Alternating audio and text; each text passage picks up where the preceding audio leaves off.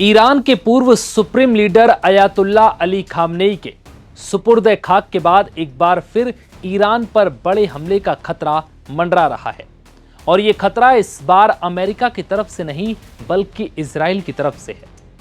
दरअसल अब तक खामनेई के शोक समारोह की वजह से माहौल थोड़ा शांत था, लेकिन आखिरी वक्त पर ट्रंप ने डील खत्म कर एक बार फिर से युद्ध को हरी झंडी दे दी है। और यहां सबसे ज्यादा अगर कोई खुश था तो वो हैं इजरायली प्रधानमंत्री नेतन्याहू, जो ईरान पर बड़े हमले की तैयारी कर रहे हैं। यहां एक खबर यह भी है कि ईरान के वर्तमान सुप्रीम लीडर और अयातुल्ला अली खामनेई के बेटे मोज्तबा खामनेई, जो अब तक अपने पिता के जनाजे से दूर थे, वो अब पिता अयातुल्ला अली खामनेई की शोक सभा में दिख सकते हैं। रिपोर्ट्स के मुताबिक ईरान के नए सुप्रीम लीडर मोज्तबा खामनेई शनिवार को पहली बार सार्वजनिक रूप से नजर आ सकते हैं। ईरान की तस्नीम न्यूज एजेंसी के मुताबिक वो कौम शहर की हजरत मासूमेह दरगाह में अपने पिता और पूर्व सुप्रीम लीडर अली खामनेई की शोक सभा की अगुवाई करेंगे।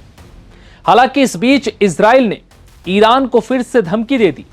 इजराइल के प्रधानमंत्री बेंजामिन नेतन्याहू ने कहा कि इजराइल किसी भी हाल में ईरान को परमाणु हथियार हासिल नहीं करने देगा।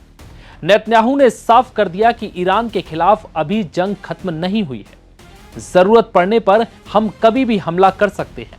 इजरायली पीएम के इस बयान से साफ है कि जंग वाकई में अभी खत्म नहीं हुई, बल्कि ये अब और घातक हो चुकी है। दरअसल इजरायली एयरफोर्स के एक समारोह में नेतन्याहू ने कहा कि अगर हमने कार्रवाई नहीं की होती तो ईरान अब तक परमाणु हथियार बना चुका होता। इजरायली मीडिया का दावा है कि इजराइल ईरान पर फिर हमले के लिए तैयार है, बस इंतजार अंतिम मंजूरी का है। दरअसल यह अंतिम मंजूरी एक तरह से अमेरिका की तरफ इशारा है, क्योंकि शांति समझौते के बाद से नाराज चल रहे नेतन्याहू डील के पक्ष में कभी नहीं थे। वो पहले से ही इस डील का विरोध करते आ रहे थे और फिर डील के बाद नेतन्याहू की ट्रंप से अनबन भी हुई, जिसके बाद नेतन्याहू ने साफ कर दिया था कि वो ऐसी किसी भी डील को नहीं मानते और वो लेबनान में हिजबुल्लाह के खिलाफ अपने हमले बंद नहीं करेंगे। हालांकि ईरान के साथ हुए अमेरिका की डील में पहली शर्त ही यही थी कि इजराइल लेबनान और हिजबुल्लाह पर अपने हमले रोकेगा और उसकी सेना लेबनान की कब्जा की गई जमीन से पीछे हटेगी।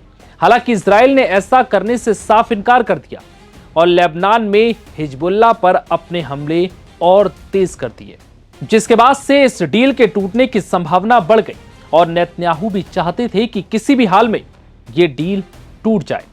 और अब आखिरकार नेतन्याहू की तमन्ना पूरी हो गई है और तुर्की के अंकारा में अमेरिकी राष्ट्रपति ट्रंप ने ऐलान कर दिया कि वो ईरान के साथ हुई डील को खत्म कर रहे हैं, क्योंकि ईरान हॉर्मुज में जहाजों पर अब भी हमले कर रहा है। जिसके बाद अमेरिका ने ईरान के 80 ठिकानों पर दनादन बमबारी की और मिसाइलें दागी। हालांकि जवाब में ईरान भी पीछे नहीं रहा। ईरान ने अमेरिका के मिडिल ईस्ट में मौजूद 85 से ज्यादा ठिकानों पर हमले किए और फिर लगातार इन हमलों का सिलसिला चलता रहा, जो अब भी छुटपुट हमलों के साथ जारी है। सवाल यही है कि क्या अब ईरान पर एक बार फिर से अमेरिका और इजराइल मिलकर कोई बड़ा हमला करेंगे और क्या ये परमाणु हमला भी हो सकता है। फिलहाल इस वीडियो में इतना ही।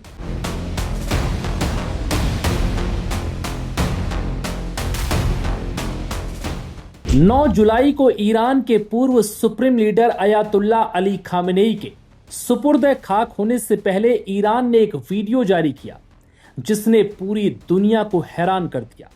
यह वीडियो था अयातुल्ला अली खामनेई के उस घर का, जिसमें मौत से ठीक पहले वो अपने परिवार के साथ मौजूद थे। और तभी 28 फरवरी की तड़के अमेरिका और इजराइल ने मिलकर करीब 35 से ज्यादा मिसाइलों से दनादन हमले किए और ईरान के सर्वोच्च नेता समेत परिवार के कई सदस्यों को मौत के घाट उतार दिया।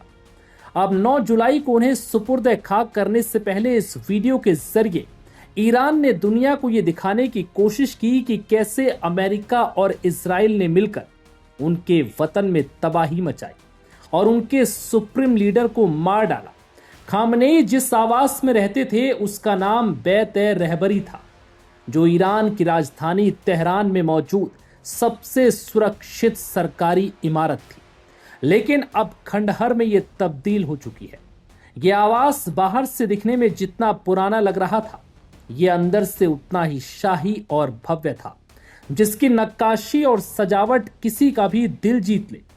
लेकिन अब यह सिर्फ मलबे में तब्दील हो चुका है।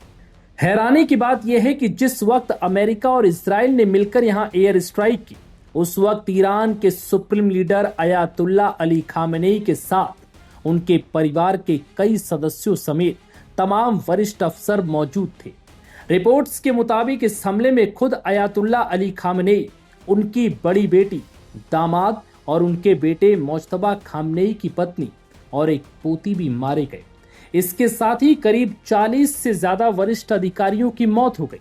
खामेनेई के जनाजे की सबसे दुखद तस्वीर उनकी 14 महीने की पोती की थी, जिसका ताबूत परिवार के ही साथ रखा गया था।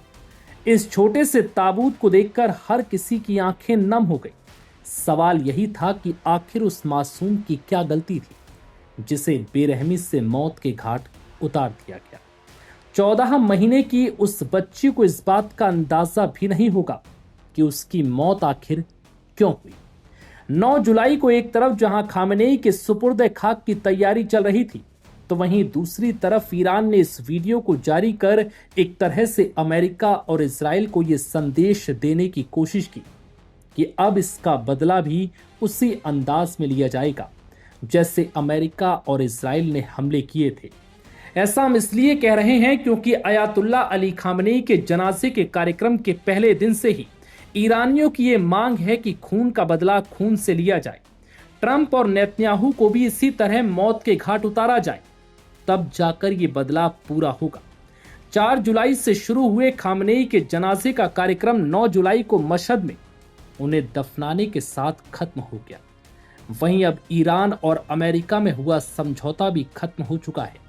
ईरान ने तुर्की की राजधानी अंकारा से इस बात का ऐलान किया कि अब यह डील किसी काम की नहीं, क्योंकि ईरान की कमान खतरनाक, घटिया और मानसिक तौर पर सनकी लोगों के हाथों में है। ऐसे में अब बातचीत का कोई विकल्प नहीं बचता।